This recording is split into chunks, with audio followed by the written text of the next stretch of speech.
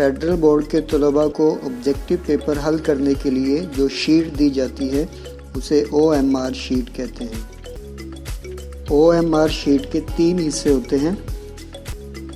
पहला हिस्सा version number का है, जिसको तलबा हरगिज़ पुर ना करें क्योंकि वो पहले से पुरशुदा है। दूसरा हिस्सा रोल नंबर का है, जिस पर तलबा अपना रोल नंबर हिंसों में लिखें और नीचे दिए गए बबल्स को पुर करें। पहले मुतलका खानों में अपना रोल नंबर हिंसों में लिखें, उसके बाद हर हिंसे के नीचे बबल्स के कॉलम को पुर करें। हर कॉलम में सिर्फ एक दायरा पुर करें। इस तरह तमाम कॉलम के दायरे पुर करें।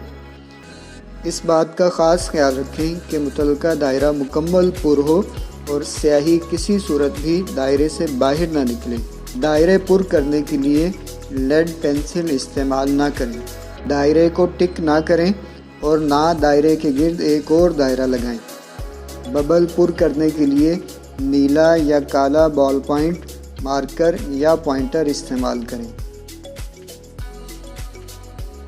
तीसरे हिस्से में तलबा अपना जवाबी copy number answer sheet number वाली जगह के सामने लिखेंगे।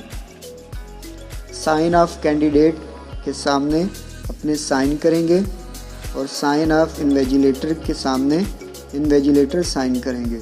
इसी शीट के नीचे MCQs दिए गए होंगे, जहां आपने सवाल पढ़कर उनके सामने दिए गए ऑप्शंस में से एक ऑप्शन का इंतखाब करना है।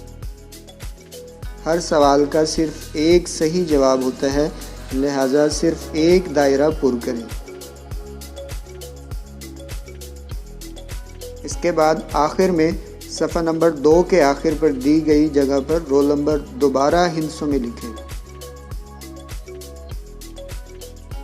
ज़रूरी हिदायत: दायरे को टिक ना करें, दायरे के गिर्द एक और दायरा ना लगाएं।